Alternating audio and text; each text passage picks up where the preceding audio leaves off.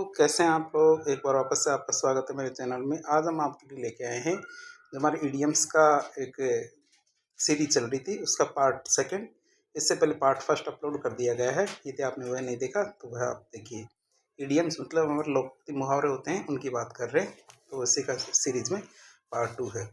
काफ़ी समय से हमने ये चीज़ देखी है कि हमने जो वीडियोज़ अपलोड करते हैं कि लोग उन्हें देखते तो हैं, लेकिन उसमें क्या है किसी भी तरह का रेस्पॉन्स नहीं करते हैं। मतलब ना तो लाइक करते हैं, ना चैनल को सब्सक्राइब करते हैं या फिर कमेंट भी नहीं करते हैं। हम आपके लिए काफ़ी ज़्यादा मेहनत करते हैं, तो हम आपसे ये उम्मीद भी करते हैं कि आप हमारे जो वीडियोज़ देखते हैं उस पे किसी भी तरह का कमेंट करें। कमेंट में आप ये ना सोचें कि इससे हमें कोई फ़ायदा होता है या फिर हमें इससे कोई लाख 2 लाख या करोड़ रुपए मिल जाएँगे। लेकिन इससे क्या है, हमें क्या है, आपके रुझान का पता चलता है कि हम सही दिशा में मेहनत कर रहे हैं या नहीं कर रहे। हम क्या आपको क्या है मदद करने की कोशिश करते हैं। और यदि हम पता ना चले कि आप किस तरह से मदद आपकी की जा सकती है, तो फिर हम गलत दिशा में मेहनत कर रहे हैं इसका मतलब। तो आप हमें ज़रूर बताएं कमेंट के ज़रिए, ताकि हमें पता चले। तो शुरू करते हैं आज का टॉपिक। नेग्ड एंड स्कॉल्ड पहला है, मतलब डांटना फटकारना, इसकी बात आती है। नेग्ड एंड स्कॉल्ड मतलब डांटना फटकारना।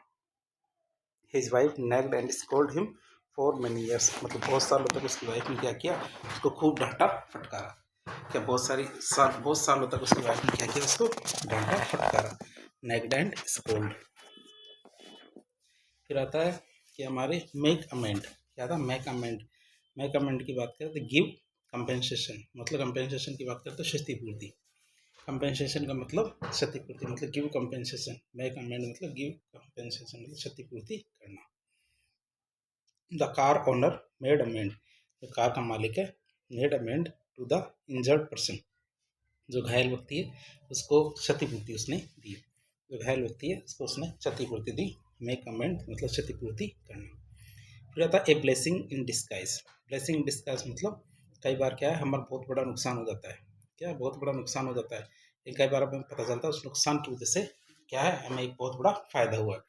तो अनएक्सपेक्टेड गेन मतलब छुपा हुआ वरदान, मतलब ब्लेसिंग इन डिस्गाइज मतलब डिस्गाइज मतलब बहुत बुरा हुआ, बहुत बुरे के अंदर बहुत अच्छी बात निकल के आए, मतलब छुपा हुआ वरदान, अनएक्सपेक्टेड गेन।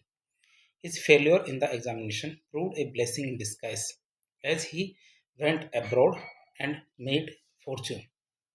ये मतलब his failure in the examination, परीक्षा में जैसे वो फेल होता, proved a blessing in disguise, वो चीज़ क्या है, एग्जाम में फेल होना उसके लिए छुपा हुआ वरदान साबित होती है। As he went abroad and made a future, और वो क्या करता है, विदेश चला जाता है और भविष्य विदेश में बनाता है। तो फेल होने की वजह से जाता है, लेकिन उसके लिए बहुत अच्छा हो जाता है फेल होना। फिर आता हमारा to beat about the bush. कई बार होता है to beat about the bush, मतलब बात किसी और की, बात किसी और की। तो वही बात होती है कि बेकार में क्या होता है, बेकार की बातें करना। तो टॉक इररिलेवेंटली मतलब असंगत बातें करना। तो जैसे हमें देश की राजनीति की बातें करनी है और हम क्या कैरेक्टरिस्टिक बातें करने लग जाते हैं कि जैसे ये नेता वो नेता, तो कई बार पर्सनल बातें करने लग जाते हैं, तो असंगत बातें करते हैं जब। टॉक इररिलेवेंटली मतलब to beat about the bush. बात होती है to beat, don't beat about the bush, come to the point, मतलब मुद्दे पे आइए। Don't beat about the bush मतलब जो असंगत बातें हैं वो करना बंद कर दीजिए और क्या सीधे मुद्दे वाली बात करना शुरू कीजिए। To beat about the bush. फिर आता है the lion's share. The lion's shares की बात करें तो लार्जेस्ट शेयर मतलब सबसे बड़ा शेयर होता है, तो लॉयंस शेयर होता है। मतलब he got the lion's share in his father's property, उसके पिताजी की जो प्रॉपर्टी है उसमें उसको लॉयंस शेयर मिला, मतलब सबसे बड़ा हिस्सा उसे ही मिला। द लार्जेस्ट शेयर, सबसे बड़ा हिस्सा, लॉयंस शेयर मतलब उसी को मिला है। फिर आता फ्रैक्टिंग एंड फ्यूमिंग। क्या फ्रैक्टिंग एंड फ्यूमिंग की बात करें तो कोई व्यक्ति यदि नाराज हो जाता है उसके लिए काम में लेते हैं ये वाली चीज़। तो फ्रैटिंग एंड फ्यूमिंग की बात करें टू बी एंग्री, मतलब कोई व्यक्ति नाराज हो जाता है, नाराज होना। He was fretting and fuming at his brother's behaviour, वो बहुत ज़्यादा नाराज हुआ है किसकी वजह से, उसके भाई के व्यवहार की वजह से। बिहेवियर यानी व्यवहार, तो उसके भाई के व्यवहार की वजह से बहुत ज़्यादा नाराज हुआ है। He was fretting and fuming at his brother's behaviour, उसके भाई के व्यवहार की वजह से बहुत ज़्यादा नाराज।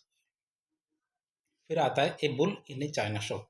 तो आप दो चीज़ें इसमें तोड़ के दीजिए, देखिए वैसे भी समझ में आ जाएगा कि एक तो बुल है और वो भी कहाँ पे, चाइना शॉप। चाइना शॉप की क्या होती है, वो होता है ना चाइना के सामान की एक ही बात कही जाती है, चले तो चाँद तक, नहीं तो रात तक भी नहीं। तो वही बात है कि चाइना के जो आइटम होते हैं, उनकी कोई गारंटी नहीं होती और उस दुकान के अंदर यदि एक बुल आ जाए, बैल आ जाता है, तो वो बात करें वो तबाही मचाएगा, तो ऐसी तबाही मचाता है कि वैसे ही वहाँ तबाही मची हुई है। मतलब ऐसे सामान है तो किसी काम के नहीं है, किसी मतलब थोड़ा-सा हाथ लगाते खराब हो जाएँगे, उसमें बुल आ जाए, मतलब नुकसान पहुँचाने वाला व्यक्ति या वस्तु। क्या?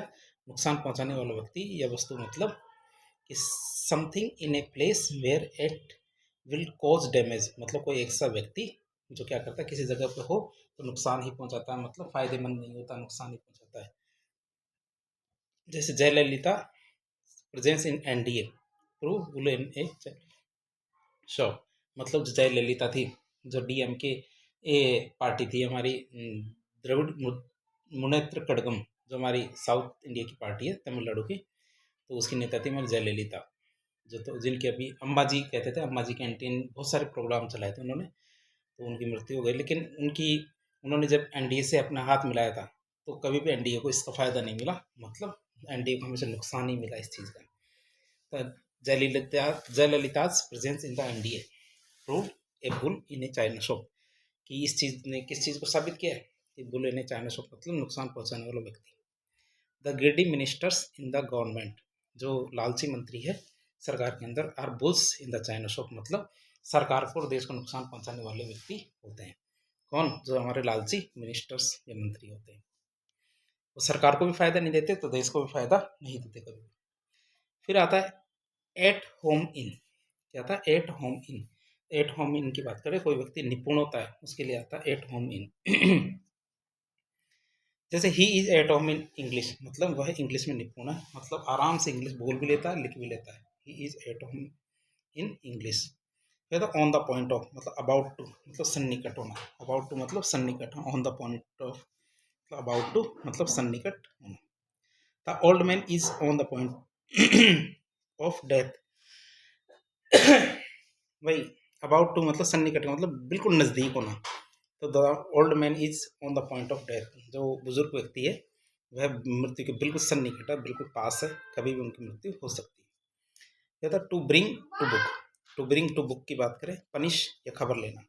To bring bring to book, to bring to book मतलब पनिश करना या खबर लेना। The thieves was brought to book by the police, मतलब जो चोर थे उनको क्या पुलिस पुलिस ने क्या चोरों की खबर ली, मतलब उनको सजा दी है, परेशान किया है, तो उनके लिए कहा जाता है टू ब्रिंग टू बुक, मतलब पनिश करना, खबर लेना। The thief was brought to book by the police. फिर आता फायर के लिए बात करें, मतलब to add fuel to the flame.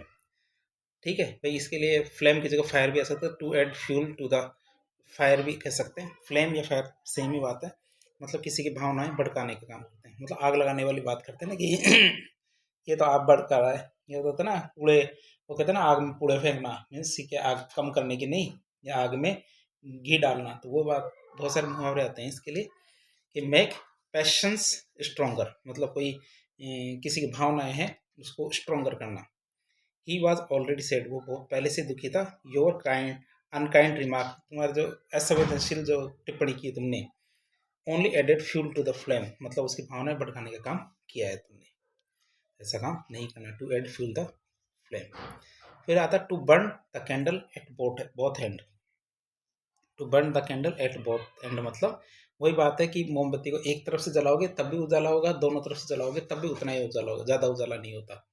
लेकिन आप सोचो कि यदि हम दोनों तरफ से जलाएंगे ज़्यादा उजाला हो जाएगा। तो वही है कि जितनी ज़रूरत हो उतना ही खर्च करो, मतलब ज़रूरत से ज़्यादा खर्च नहीं करना चाहिए।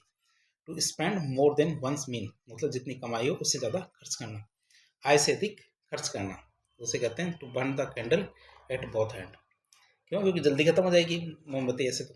If you burn the candle at both both hand you will come to grief, यदि तुमने दोनों तरफ से मोमबत्ती जलाई, मतलब ज़रूरत से ज़्यादा आय से अधिक खर्च किया तो जल्दी ही क्या कहते हैं त्रस्ता में आ जाओ, गरीबी में आ जाओ। फिर आता है to go the dogs. To go to the dogs मतलब बर्बाद होना, बी रंड मतलब बर्बाद होना, नष्ट होना। To go to the dogs मतलब बर्बाद होना, नष्ट होना।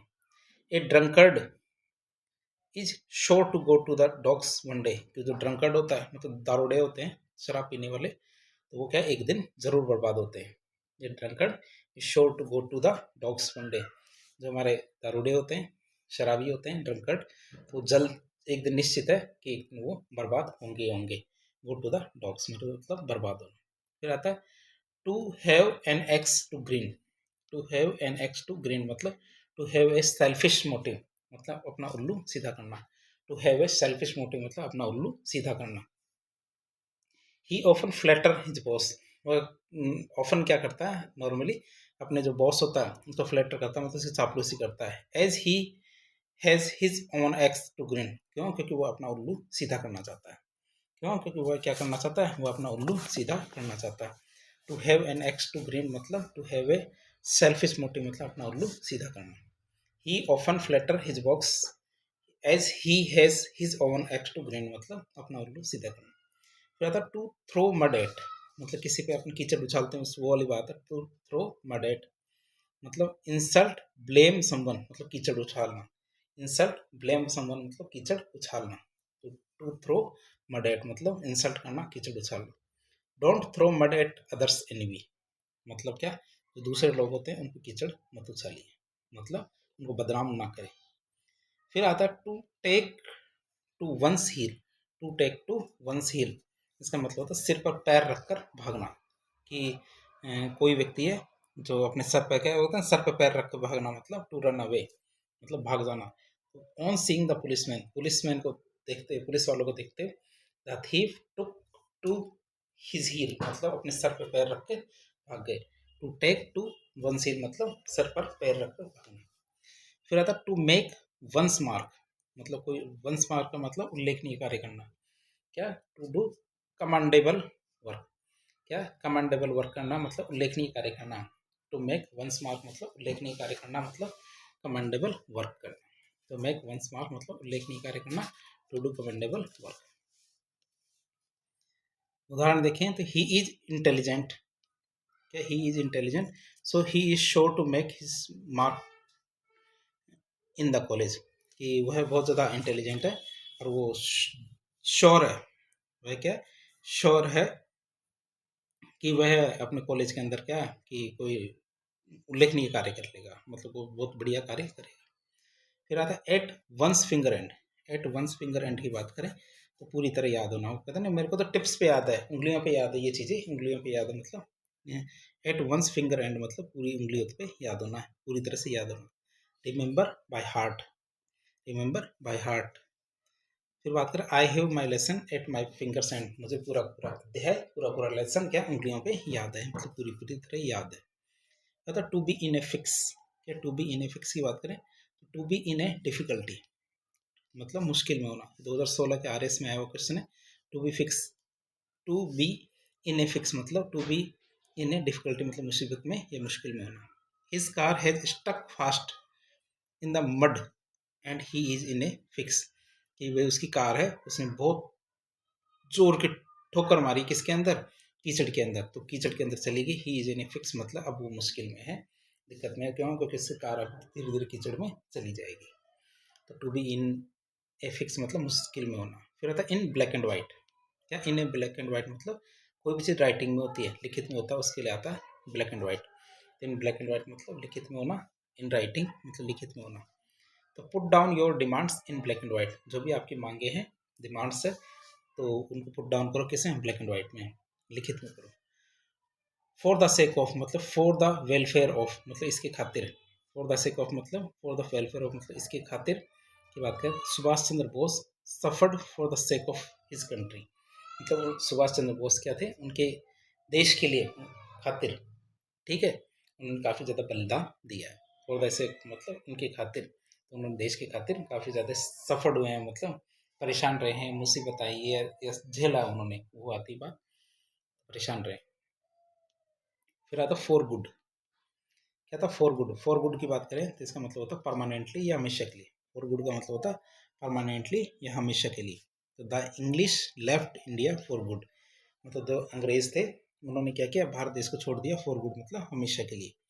फॉर गुड मतलब होता है परमानेंटली मतलब हमेशा के लिए। The English left India for good मतलब भलाई के लिए और हमेशा के लिए भारत को छोड़ दिया। Bye hook or by crook मतलब क्या, या तो ऐसे या वैसे।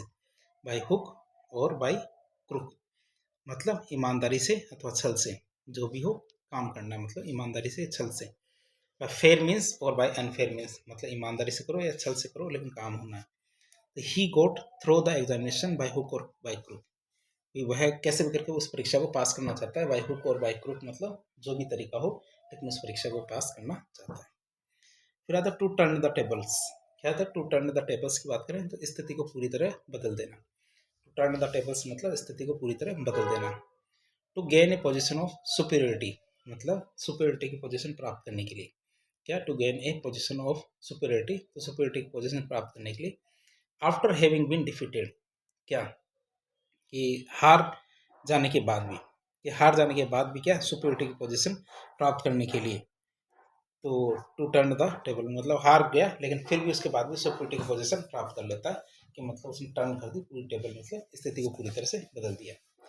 The captain turn the table on the rival team by scoring a century after 6 wicket were down. 6 wicket गिर गए थे, फिर भी जो कप्तान था उसने क्या है दुश्मन देश के सामने क्या है दुश्मन देश की पूरी स्थिति को बदल दिया और बदल के क्या एक शतक लगा दिया। तो टर्न द टेबल मतलब स्थिति को पूरी तरह से बदल देना। फिर आता है in the nick of time. क्या in the nick of time की बात करें, only just in time. Only just in time मतलब ठीक समय पर, पट नहीं है समय पर है, ठीक है ठीक समय पर, ये तो ठीक समय पर। He reached the party in the nick of time. He reached the party in the nick of time मतलब वह पार्टी में पहुंचा बिल्कुल ठीक समय, जब पार्टी शुरू हुई तभी जाके वो पहुंचा, मतलब he reached the party in the nick of time. फिर एट द 11th आवर। क्या एट द 11th आवर मतलब एट द लास्ट मोमेंट मतलब आखिरी समय पर पहुंचा। एट द लास्ट ओवर या आखिरी समय पर पहुंचा, eight the last moment. 11th over मतलब 11वें घंटे की बात कर रहे हैं, क्योंकि इसके बाद तो क्या अगला दिन शुरू हो जाता है, तो आखिरी समय पर। ये रात के 11 बजे की बात कर रहे हैं वैसे तो। I can't come to your help at the 11th hour. मैं तुम्हें मदद करने आखिरी समय नहीं आ सका। क्या मैं आखिरी समय नहीं आ सकता तुम्हारी मदद करने, क्यों क्योंकि अब तो बात ही खत्म हो गई, अब नहीं आ सकता तुम्हारी मदद करने एट द 11th ओवर। फिर आता on the spur of moment. क्या on the spur of moment मतलब ऑन ए सडन इम्पल्स मतलब उसी क्षण, ऑन ए सडन इम्पल्स। क्या ऑन ए सडन इम्पल्स मतलब उसी क्षण, on the spur of moment मतलब उसी क्षण।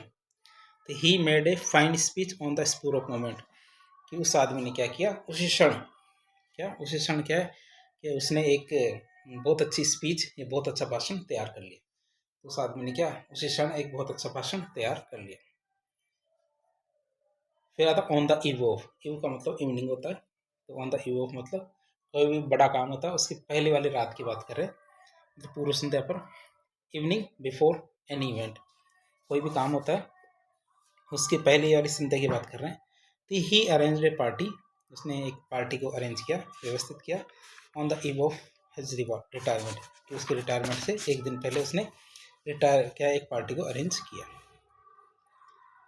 फिर आता हमारे क्या टू एंड इन स्मोक। क्या टू एंड इन स्मोक की बात करें कि टू प्रूव यूजलेस मतलब व्यर्थ जाना। टू प्रूव यूजलेस मतलब कि व्यर्थ जाना। ये 2008 में आया हुआ क्वेश्चन है। कौन सा टू एंड इन स्मोक।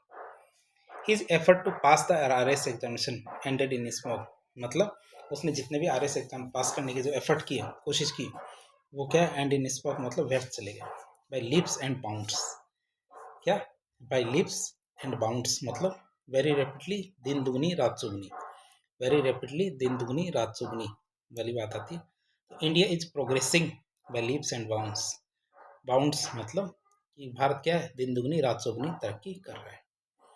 फिर बात करें लाइफ एंड सोल मतलब भाई ये व्यक्ति क्या है बहुत इंपॉर्टेंट मेंबर है, मुख्य सदस्य।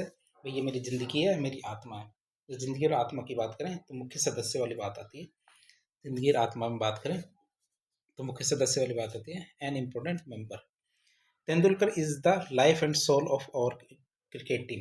तेंदुलकर क्या थे हमारे क्रिकेट टीम के लाइफ एंड सोल थे, मतलब मुख्य सदस्य थे। फिर आता ए नैरो एस्केप मतलब escape with a small margin मतलब बाल बाल बचना। ये काम होते होते मैं बाल बाल बचा, मेरा तो आज एक्सीडेंट हो जाता रोड पर, मैं तो केवल लेकिन नैरो एस्केप मतलब बाल बाल बचा, थोड़ा सा दूरी से वो गाड़ी में से दूर होके चली गई। He had a narrow escape in the car accident, भाई वह क्या है, कार एक्सीडेंट में बाल बाल बचा, नहीं तो हो सकता तो पता नहीं क्या हो जाता। फिर आता इन हॉट परस्यू, क्या था इन हॉट परस्यू की बात करें, हॉट परस्यू में क्या है, act of eagerly going after in order to capture or kill, मतलब पकड़ने या मारने के लिए तेजी से पीछा करना। एक्ट ऑफ एगरली मतलब एगरली मतलब उत्सुकता से, कोई व्यक्ति क्या करता है उत्सुकता से, मतलब act of eagerly going after after मतलब किसी के पीछे जा रहे हैं, इन ऑर्डर टू कैप्चर और किल कि उसको या तो पकड़ सके या मार सके, तो पकड़ने या मारने के लिए तेजी से पीछा करना, जैसे हॉट परस्यू। आज 2004 में आया क्वेश्चन है। आई साई फॉक्स, मैंने एक लोमड़ी देखी, with A with the hounds in hot pursue, ठीक है, तो हाउंड्स मतलब झुंड के अंदर, ताकि वो किसी को पकड़ने मारने के लिए उसके पीछे भाग रहे थे, तो वो आती फॉक्स को, लोमड़ी को देखा मैंने ऐसे। तो कई बार होता है जैसे शेर है तो ये किसी के पीछे करते हैं, तो उसके बारे में भी यही बात कही जाती है। फिर आता थ्रो थिक एंड थिन, क्या थ्रो थिक एंड थिन की बात करें, हर हालत में, थ्रो थिक एंड थिन मतलब हर हालत में, इन गुड और बैड टाइम, इन गुड और बैड टाइम मतलब हर हालत में, थ्रो थिक एंड थिन मतलब हर हालत में।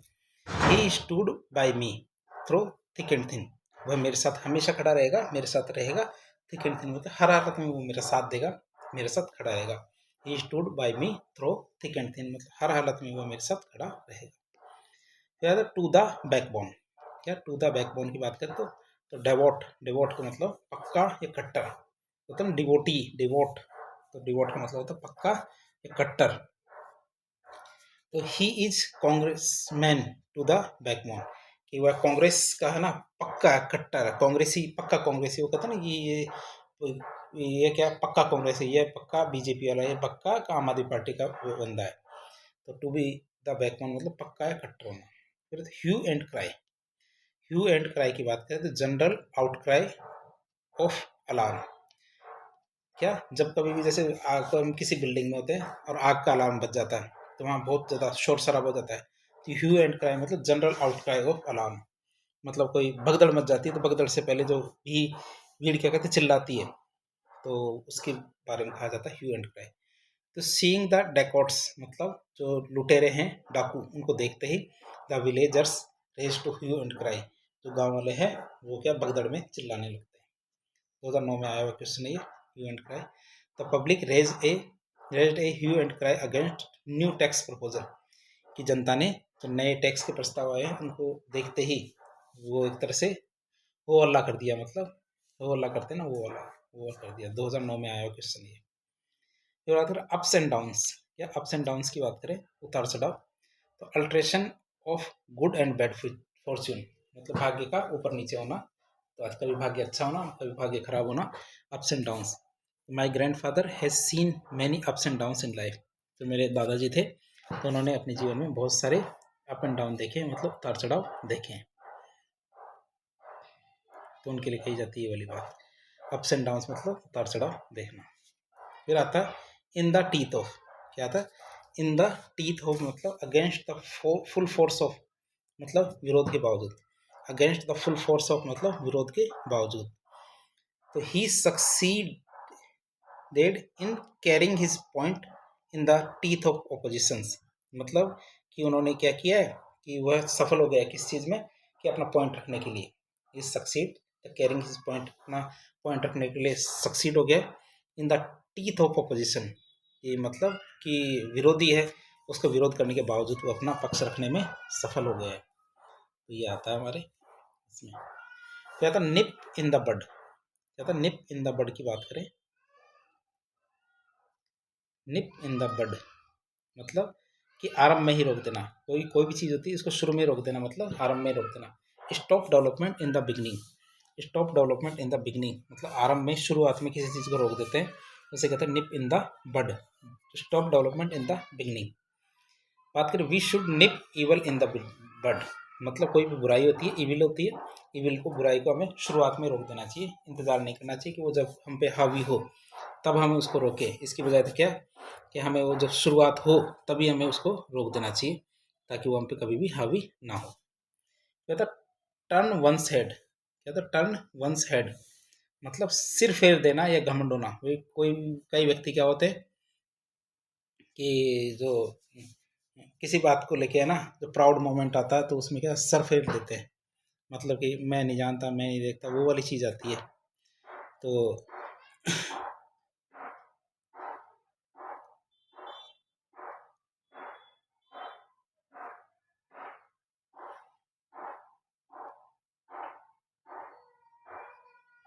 तो ये आता है, riches have turn his head, जो अमीर आदमी होते हैं वो घमंड की वजह से सिर फेर लेते हैं। क्या, कि घमंड की वजह से सिर फेर लेते हैं। तो वो वाली आती है टर्न वंस हेड। फिर बात करें टू टॉक शॉप, क्या, टू टॉक शॉप की बात करें, टू टॉक अबाउट बिजनेसेस मतलब व्यापार के बारे में बातें करना। टू टॉक शॉप मतलब व्यापार के बारे में बातें करना। माई कजिन्स ऑलवेज टॉक शॉप, कि जो मेरा कजिन है, चाचा के बच्चे हैं, वो हमेशा क्या करते हैं, टॉक शॉप करते हैं, मतलब हमेशा व्यापार की बातें करते रहते हैं और दूसरी बातें करते ही नहीं है। फिर on the verge of, on the verge of मतलब ऑन द पॉइंट ऑफ मतलब किनारे पर या निकट, या किनारे पर या निकट। तो he is on the verge of retirement, वह क्या बिल्कुल किनारे पर है रिटायरमेंट के, क्या रिटायरमेंट के किनारे पर मतलब निकट ही है। तो ऑन द वर्ज ऑफ मतलब ऑन द पॉइंट ऑफ, निकट पर, किनारे पर या निकट। फिर बात करें टू कैरी टेल्स, क्या कह रहे हैं, टू कैरी टेल्स की बात करें तो स्पीक इल ऑफ मतलब किसी की चुगली करना, बुराई करना, या किसी की चुगली करना, बुराई करना आता है इसमें। तो ही स्पीक इल ऑफ मतलब चुगली करना, बुराई करना। टू कैरी टेल्स, तो he is in the habit of carrying tales, is in the habit of carrying tales मतलब वह हमेशा, उसकी आदत है कैसी, चुगली करने की, बुराई करने की। उसकी कैसी आदत हो गई, चुगली करने की या बुराई करने की आदत हो गई। फिर आता टीथिंग ट्रबल्स, कहते हैं, कह रहे हैं टीथिंग ट्रबल्स की बात करें तो ट्रबल्स विच में ओकर at the beginning of an enterprise मतलब कोई भी काम शुरू करते हैं तो शुरुआती जो दिक्कतें आती है उसके लिए काम में लिया जाता है टीथिंग ट्रबल्स, मतलब शुरुआती दिक्कतों के लिए काम आते हैं हमारे टीथिंग ट्रबल्स। तो उसके लिए काम आती है ये चीज़ें। फिर आता है a newly established factory has to face the teething trouble, कि जो नई फैक्ट्री हमने बनाई है, नई फैक्ट्री लगाई है, तो उस फैक्ट्री में क्या है कि शुरुआती समय में या शुरुआती टाइम पे दिक्कतें तो आएगी। तो आते टीथिंग ट्रबल्स, शुरुआती दिक्कतें। फिर आता है, क्योंकि टीथिंग ट्रबल्स की बात करें जो शुरुआती पहले दांत आते हैं तो बच्चे बहुत ज़्यादा परेशान होते हैं, वो वाली बात है। To get down to brass tacks मतलब to come to real business और एक्चुअल फैक्ट्स और डिटेल्स मतलब तथ्य की बातें करते हैं, वो वाले कहते हैं to get down on brass tacks मतलब to come to reveal real business, to come to real business और एक्चुअल फैक्ट एंड डिटेल मतलब तथ्य की बात करना। Don't beat about the bush, get down to brass एक्ट मतलब बेकार की फालतू की बातें मत करो। Don't beat about the bush, get down to brass एक्ट्स मतलब तथ्य की बात करो, ये कहा जाता है इसके लिए। फिर 120वां क्या आता है, टू पुल स्ट्रिंग्स मतलब किसी के धागे खींच लेते हैं, उसकी बात करें तो दूसरों के कार्य पर नियंत्रण रखना। कठपुतली में ऐसे तो होता है, टू पुल स्ट्रिंग्स मतलब धागे खींचने से कठपुतली कंट्रोल किया जा सकता है, तो दूसरों पर कंट्रोल करना। To control the action of others, क्या, to control the action of others मतलब the prime minister has pulled strings on his ministers, कि जो प्रधानमंत्री है वो उन्होंने क्या किया है, दूसरों पर कंट्रोल कर रखा है मतलब उनकी स्ट्रिंग्स खींच रखी है। फिर बात करें to look sharp, to look sharp की बात करें तो टू हरी अप मतलब जल्दी करना। टू लुक शार्प की बात करें तो टू हरी अप मतलब जल्दी करना। लुक शार्प अदरवाइज वी में मिस द ट्रेन, जल्दी करना नहीं तो हम ट्रेन को खो देंगे, हमारे से ट्रेन छूट जाएगी। टू लुक शार्प मतलब टू हरी अप मतलब जल्दी करना, टू हरी अप मतलब जल्दी करना। लुक शार्प अदरवाइज वी में मिस द ट्रेन, कि नहीं तो हम क्या ट्रेन को खो देंगे, ट्रेन चली जाएगी। To see eye to eye with, to see eye to eye with मतलब पूर्ण रूप से सहमत होना, क्या, पूर्ण रूप से सहमत होना। To see eye to eye with मतलब पूर्ण रूप से सहमत होना मतलब agree entirely, entirely agree, entirely मतलब पूर्ण रूप से एग्री मतलब सहमत होना। तो I see eye to eye with you on this matter, इस तथ्य पे, इस बात पे क्या मैं पूरी तरह से तुमसे सहमत हूँ। I see eye to eye with you on this matter, इस मैटर पे मैं तुमसे पूरी तरह से सहमत हूँ, आई टू आई। फिर आता वर्थ वन सॉल्ट, मतलब वर्ती या योग्य की बात करते हैं। तो वर्थ वन सॉल्ट मतलब वर्थी योग्य। तो Ganguly is not worthy is salt if he fails in the World cup. यदि गांगुली, जो सौरव गांगुली की बात कर रहे हैं, तो इसमें कि यदि वह वर्ल्ड कप में फेल हो जाता है, हार जाता है, तो इज नॉट वर्थ मतलब योग्य नहीं रहेगा, फिर इसकी योग्यता खत्म हो जाएगी अगर वह वर्ल्ड कप में हार जाता है। कहता to feather one's own nest मतलब बेईमानी से धन कमाना। To feather one's own nest, own नहीं वोन नेस्ट। तो इसमें आता है कि बेईमानी से धन कमाना। क्या आता है, ये वन नहीं है, ओ वन ही है, ये पढ़ने में ही साफ सब, ओ डब्ल्यू एन। यदि आप नोट कर रहे हैं, जैसे नोट करना चाहिए आपको, तो यहाँ ओवन आएगा, वोन नहीं आएगा। वंस ओवन नेस्ट मतलब to make one's, to make money unfairly, to make money unfairly के लिए काम आता है ये वाली चीज़, कि to make money unfairly, to feather one's own nest, ये चीज़ आती है। फिर आगे देखें तो the BJP ministers are suspected, BJP ministers are suspected of feathering their own nest, कि जो बीजेपी मिनिस्टर्स है उन्होंने क्या किया है, बेईमानी से खूब ज़्यादा धन कमाया है, मतलब उनको सस्पेक्टेड मतलब उन पर नज़र रखी जा रही है, सस्पेक्टेड है, उन पर देखा जा रहा है कि उन्होंने किस तरह से बेईमानी से धन कमाया है। तो ये किसी भी पार्टी के लिए हो सकता है, ये इसमें कोई ज़रूरी नहीं है कि बीजेपी के लिए कहा जाए, कांग्रेस, आम आदमी पार्टी, सभी नेताओं के लिए कही जाती है बात, क्योंकि नेता भ्रष्ट होते हैं ये मानी जाती है। हाँ, कुछ नेता ईमानदार भी होते हैं, लेकिन बहुत सारे नेता भ्रष्ट भी होते हैं। क्या था, टू रूल द रूट्स, क्या to rule the roost, roost की बात करें तो दूसरों पर पूर्ण अधिकार होना। टू रूल द रूस्ट की बात करें, टू हैव फुल पावर, कि मतलब किसी का फुल पावर होना, and authority others over others, कि मतलब फुल पावर और अथॉरिटी होना दूसरों के ऊपर। To have full power and authority over others मतलब दूसरों के ऊपर फुल पावर और अथॉरिटी होना, तो दूसरों पर पूर्ण अधिकार होना। Atal Bihari Vajpayee rules the roost in the NDA government. Atal Bihari Vajpayee क्या थे, तो दूसरों पर पूर्ण अधिकार रखते थे, फुल पावर एंड अथॉरिटी, पूरा अधिकार, पूरा ध्यान रखते थे। टू रूल द रूस्ट, या तो to set the Thames of fire, to set the Thames of fire, Thames of fire भी कह सकते हैं, मतलब उल्लेखनीय कार्य करना, मतलब उल्लेखनीय कार्य करना। टू डू समथिंग रिमार्केबल, या टू डू समथिंग रिमार्केबल मतलब he is very intelligent so he is sure to set the Thames of fire, कि वो बहुत ज़्यादा इंटेलिजेंट है, बुद्धिमान है, तो निश्चित ही, सो ही इज श्योर निश्चित ही वह क्या, set the Thames of fire मतलब कोई ना कोई उल्लेखनीय कार्य करेगा, क्योंकि वो व्यक्ति क्या बहुत ज़्यादा बुद्धिमान है।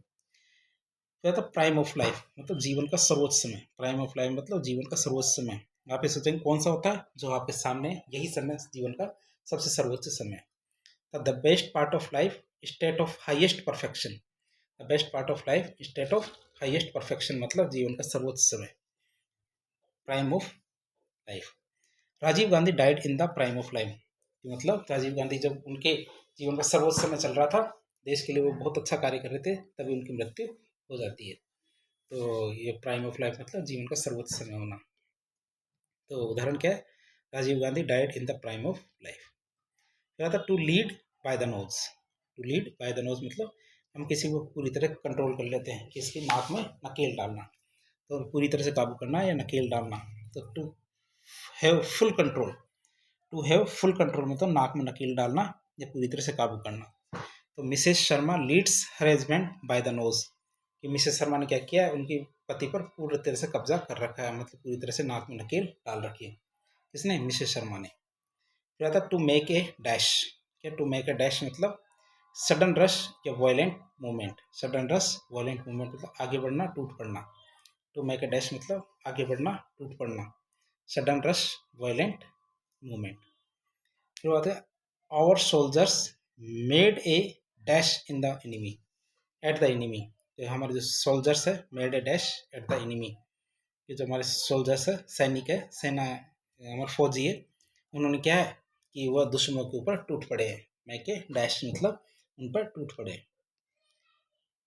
फिर बात करें to fish in trouble water, to fish in trouble water मतलब कि कोई व्यक्ति कि ट्रबल्ड वाटर मतलब जो गर्म पानी है उसमें फिश मज़ा ले ले, मतलब कि एक तो पानी गर्म है और एक फिश के लिए अलग से पानी गर्म नहीं करना पड़ेगा, तो गर्म पानी की मछली तो वैसे ही पकी पकाई है वो। तो प्रतिकूल अवसर में भी लाभ उठाना, to take advantage in unfavourable condition.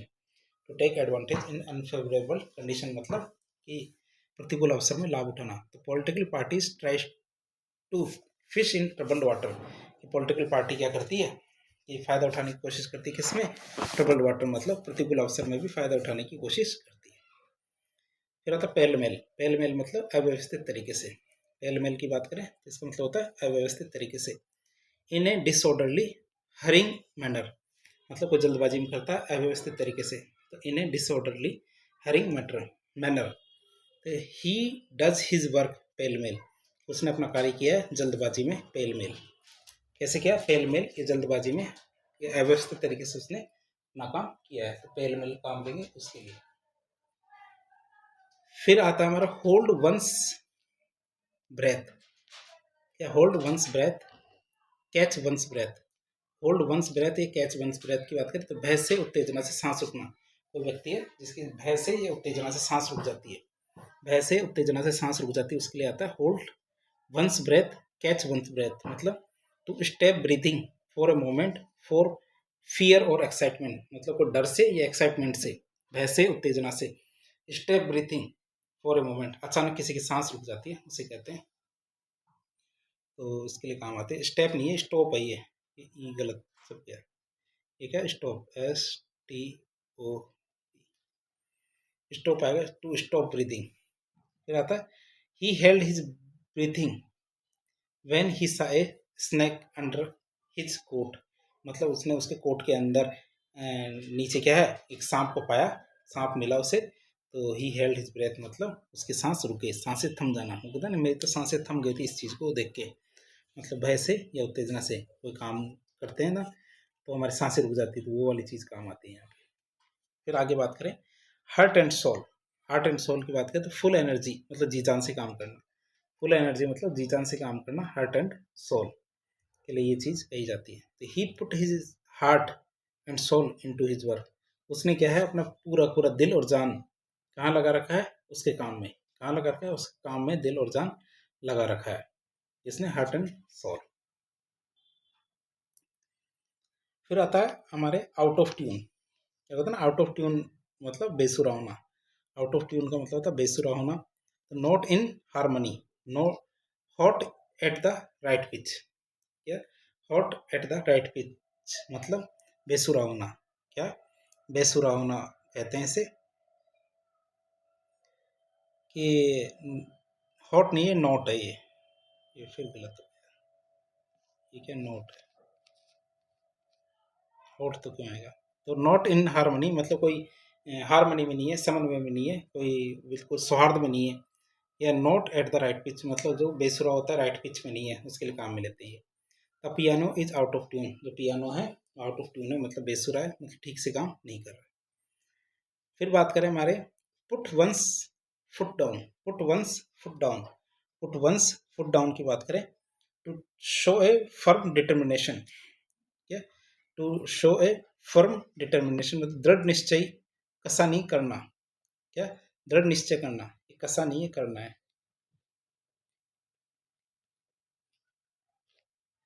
ठीक है, तो दृढ़ निश्चय करना, विरोध के लिए तैयार होना या फिर विरोध के लिए तैयार होना। Put one's foot down, put one's foot down मतलब डिटर्मिनेशन मतलब बहुत दृढ़ निश्चय करना या फिर विरोध के लिए तैयार करना, तो ये हमारे काम आता है इसके लिए।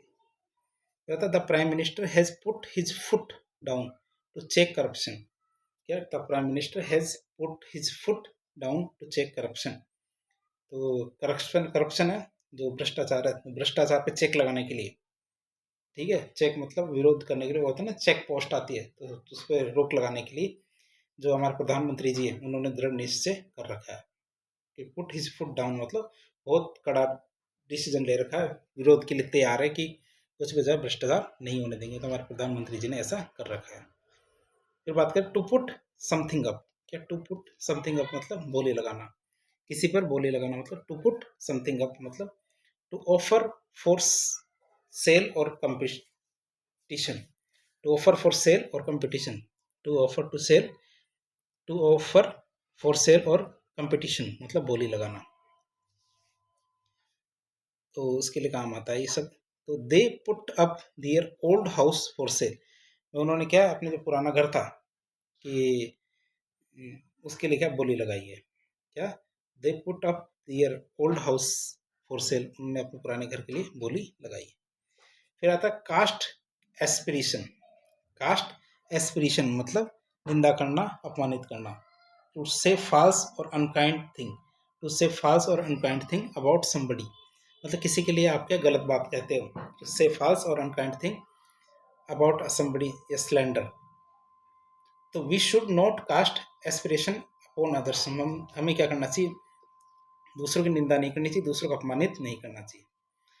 फिर बात करें the writing on the wall, मतलब दीवार पे लिखने वाली बात आती है। तो आने वाली दुर्भाग्य की सूचना की घटना होती है दीवार पे लिखना, मतलब बोलता है दीवार पे लिखा था तुझे दिखाई नहीं क्या, बोलता है जब कुत्ते की मौत आती है तो वो शहर की तरफ भागता है, उसे कुछ नहीं दिखता, तो वो वाली बात होती है। An event that shows impending misfortune of disaster, ये एक ऐसी घटना जिसके होने से पता लग जाता है कि भैया अब तो कि अब बहुत भयंकर घटना घटित होने वाली। ओवर पूर performance is in earlier shows clearly the writing on the wall, कि जो हमारी जो खराब परफॉर्मेंस है इसने साफ साफ निर्देश दे दिए कि वे दुर्घटना होने वाली है, ये दुर्भाग्य आने वाला है। फिर बात है let the cat out of the bag, मतलब कि द डिस्क्लोज इज सीक्रेट, मतलब कोई भी भेद खोलने वाली बात आती है तो डिस्क्लोज द सीक्रेट मतलब भेद खोलना, वो वाली बात आती है। Let the cat out of the dog bag मतलब टू डिस्क्लोज ए सीक्रेट मतलब भेद खोलना। He wanted to keep his failure a secret but his friends let the cat out of the bag, कि भाई वो अपनी जो असफलता है वो उसको एक छुपा के रखना चाहता था कि वो बंदा फेल हो गया, लेकिन इस बात को वो छुपा के रखना चाहता था उसके दोस्तों से। But his friend let the cat out of the bag, लेकिन उसके दोस्तों ने सबको ये चीज़ बता दी, उसके दोस्तों ने ये चीज़ सबको बता दी कि भैया वो फेल हो गया। फिर बात करें to grease the palm, to grease the palm मतलब रिश्वत देना, to bribe or give a tip, to bribe or give a tip मतलब रिश्वत देना। You can get your work done by greasing the palm of the clerk, भाई you can get a work, भाई तुम्हें काम मिल जाएगा, get a work, get work, work done by greasing the palm of clerk, वो तुम्हें काम मिल जाएगा, लेकिन तुम्हें क्या क्लर्क है उसको क्या रिश्वत देनी पड़ेगी, उसको ग्रेस करने पड़ेंगे, मतलब हथेली क्या मलना, तो होते हैं ग्रेस द पाम मतलब रिश्वत देना। मेक बोथ एंड मीट मतलब अपनी आय में गुजारा करना, मेक बोथ एंड मीट मतलब अपनी आय में गुजारा करना। Live within one's income मतलब जितनी इनकम है उसी के अंदर गुजारा करना, उसके लिए काम आती है। फिर आता है a poor man finds it difficult to make both end meet these day, इन दिनों जो गरीब आदमी है वो अपनी आय के अंदर गुजारा कर पाना उसके लिए आसान काम नहीं है, बहुत मुश्किल काम है उसके आय के अंदर गुजारा कर पाना। किसके लिए, एक गरीब आदमी के लिए, एक गरीब आदमी के लिए उसके आय के अंदर गुजारा कर पाना बहुत कठिन काम है। तो क्राई और स्प्लिट मिल्क, कि जो दूध गिर गया फैल गया उसके ऊपर रोना, मतलब अब पछताए क्या हो जब चिड़िया चुग गई खेत, मतलब अनर्थ हो गया है, कार्य खराब हो चुका है, अब उसमें दुख करना पछताने से कोई फायदा नहीं। तो रिपेंट ओवर ए लॉस मतलब विलाप करना, रोना किसी घाटे पे, हानि पे।